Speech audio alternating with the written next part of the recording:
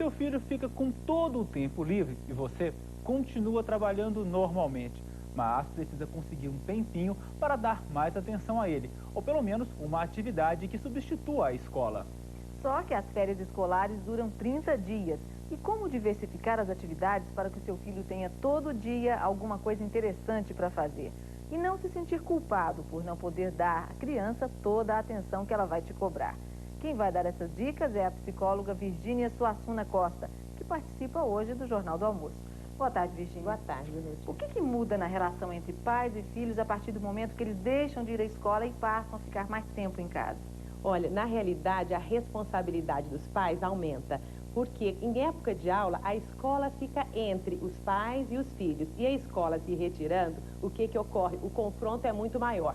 Então, é fundamental que você, através do diálogo, consiga alicerçar e, de alguma maneira, estar se relacionando de uma forma mais direta, né, com o seu filho, porque, na realidade, ele não está de férias de você, ele está de férias da escola.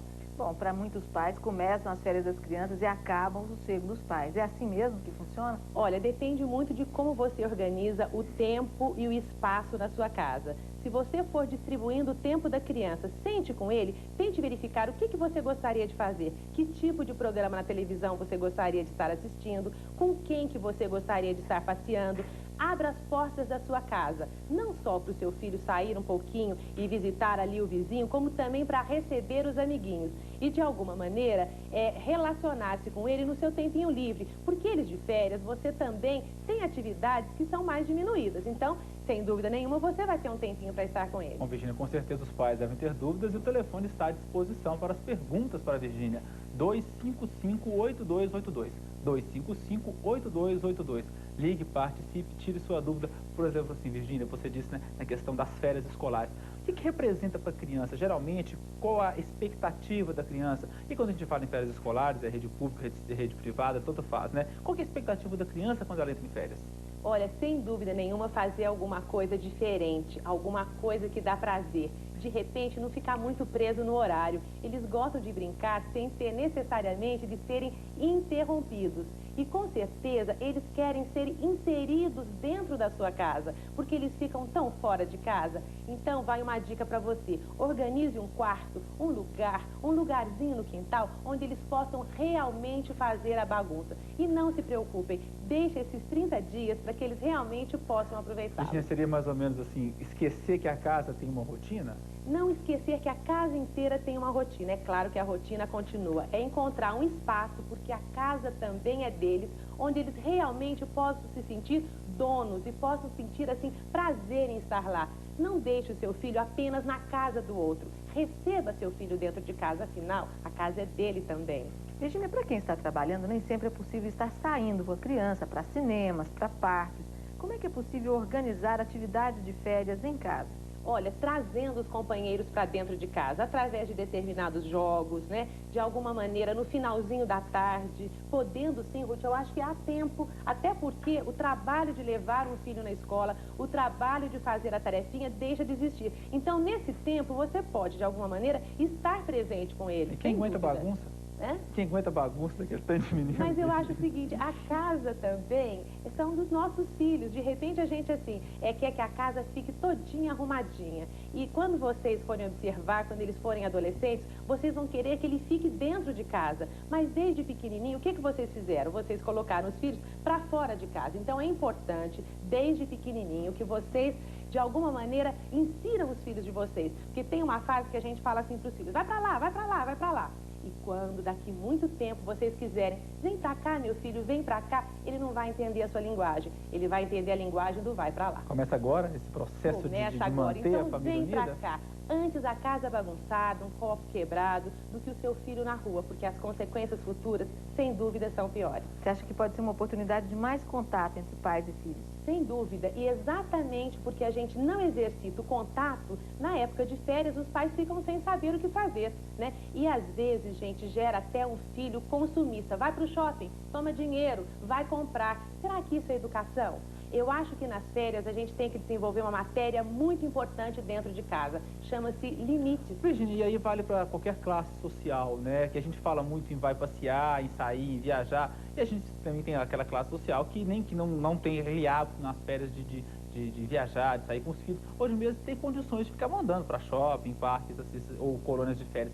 Dentro de qualquer classe social é possível se estabelecer esse processo de interação, né? Não, sem dúvida. E por incrível que pareça, a televisão até ajuda. Você pode sentar, né, escolhendo um bom programa, claro, né, com o seu filho, e está discutindo as mensagens que dificilmente, né, você tem acesso e que entram dentro da sua casa. Então, a televisão pode ser um objeto intermediário através do qual você pode estar estabelecendo diálogo com seu filho. Mas a gente não precisa bolar também passeios muito mirabolantes, não. Ande em volta da sua casa, converse, sente num banco do jardim, brinca na calçada. O que você está sentindo.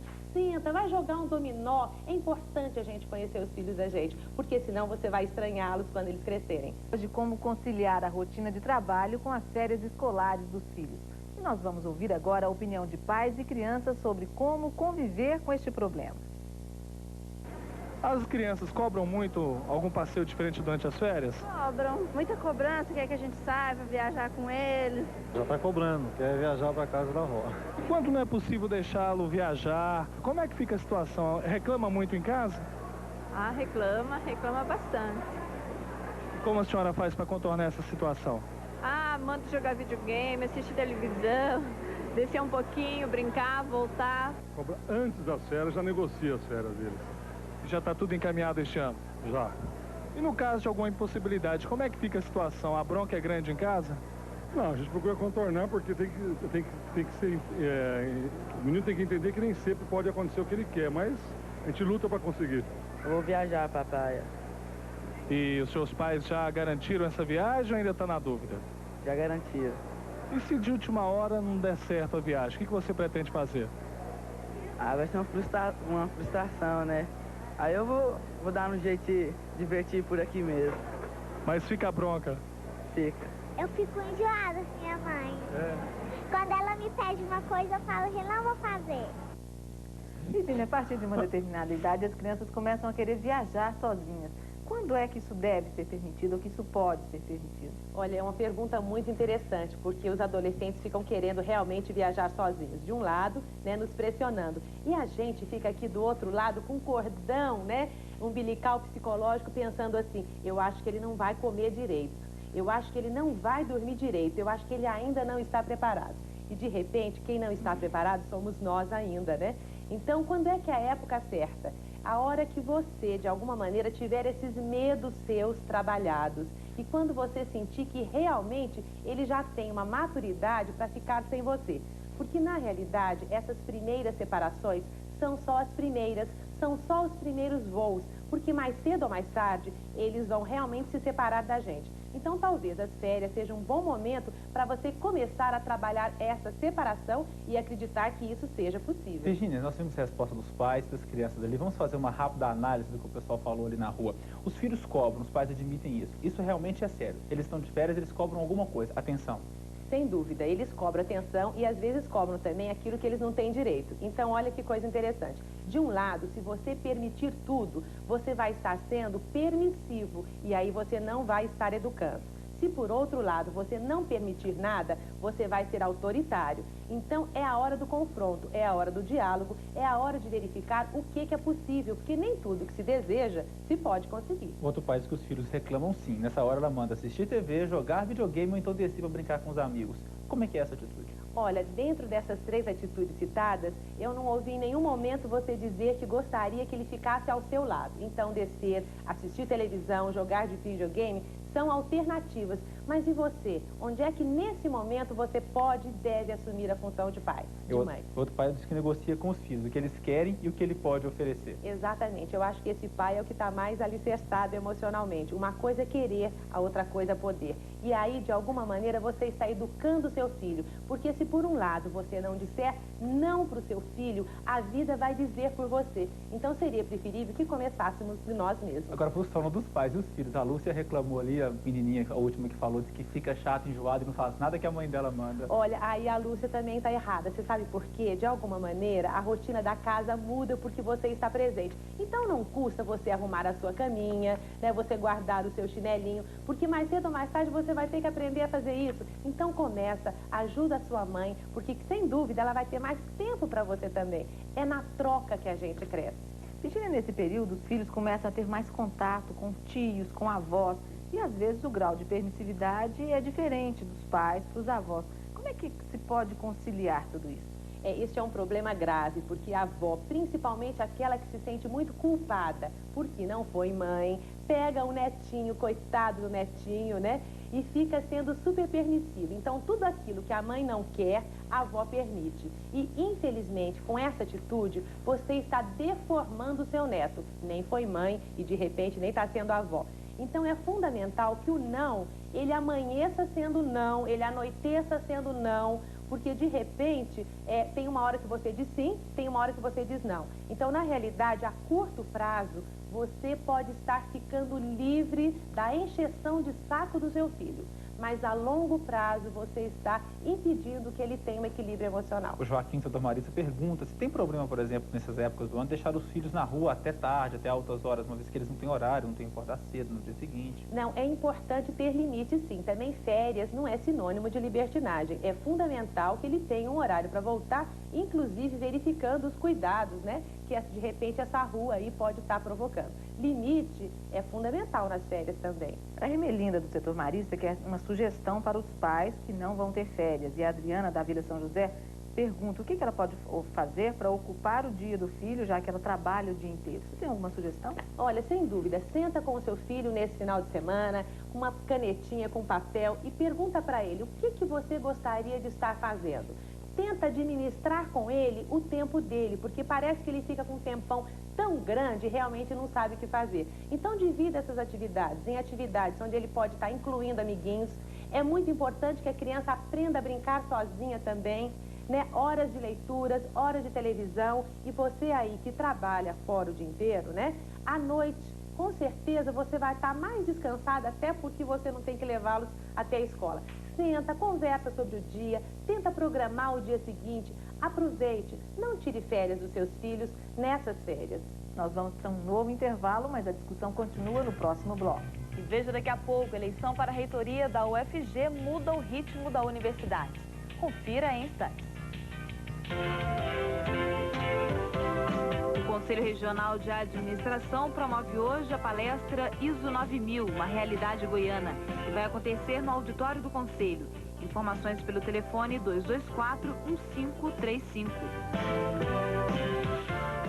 Conversamos hoje sobre como conciliar a rotina de trabalho com as férias escolares dos filhos. Virginia, está se tornando um hábito muito comum mandar os filhos para a colônia de férias. Você acha que isso é saudável? Pode ser uma boa opção para as férias? Pergunta do Ciro aqui, ele quer saber se é bom fazer isso. Não necessariamente, né? De repente, mandar os filhos para a colônia de férias é colocá-los numa outra atividade escolar. Filho sente falta de casa, assim como a gente sente falta também. Se essa for a única opção, de repente é uma alternativa. Agora, eu acho que seria importante você estar junto com o seu filho, criando alternativas de inseri-lo. Não os coloque fora da sua casa, porque eu vou repetir, quando você quiser que eles entrem, às vezes pode ser tarde. Bom, tem gente em dúvida sobre o que fazer com os filhos nas férias. O Luiz Carlos, do Centro, pergunta se é um bom passeio levar os filhos para a fazenda o mês todo. E a Viviane, do setor Santa Luzia, quer saber se ela deveria deixar os filhos irem para o Araguaia sozinhos. Olha, interessante, né? Os pais perguntam o que eles deveriam fazer. Sente com seus filhos e decidam juntos, porque de repente oferecer a eles um mês inteirinho numa fazenda pode ser bom para você, mas pode não necessariamente ser ideal para eles. Ir para a Araguaia sozinho, quer dizer, depende da idade do seu filho, depende da noção de limites que ele tem, depende de com quem que ele vai. Agora, é muito importante que você esteja presente em, no mínimo, 50% das atividades dos seus filhos nessas férias. Virginia, essa resposta vale para o Marcelo, ele quer saber se pode deixar, ou se é bom deixar os filhos viajarem sozinhos para a casa de parentes. Interessante, eu estou ouvindo muito a palavra deixar, deixar, deixar. E a mensagem que eu estou querendo passar para vocês é o ficar, é o ficar, é o ficar. Que parentes são esses? Será que esses parentes estão, assim, realmente disponíveis para receber os seus filhos, já que você também não está querendo que ele fique com você? Vamos experimentar, vamos fazer essas férias diferentes. Essa é uma questão apresentada também pela Fernanda do setor Rio Formoso. Só que o problema dela é o contrário. Ela quer saber o que fazer quando os pais não deixam os filhos saírem. Não sei, né? Depende de onde, né, essa criança está querendo ir. Eu acho importante a negociação. Às vezes os pais, Fernanda, não deixam os filhos saírem porque é aquela história do cordão umbilical psicológico que eu disse. Às vezes eles acreditam que se eles não estiverem pertinho de você, vocês não são autossuficientes ainda para lidarem com as situações que podem, por acaso, aparecer. Mas negocie, mostre para sua mãe que de repente você já é capaz. Cristina, mas quando tem mais de um filho, mais de uma criança dentro de casa, também às vezes complica um pouquinho mais, não é? Complicam vocês dois aí, que ficam o dia inteirinho sozinhos, Ou enquanto três, a mamãe ou quatro, três. né? Mas aí vai uma dica interessante. Pega uma folhinha de segunda a segunda-feira. Então, principalmente se forem dois fica até mais fácil. Então, toda segunda-feira, o líder da casa é um.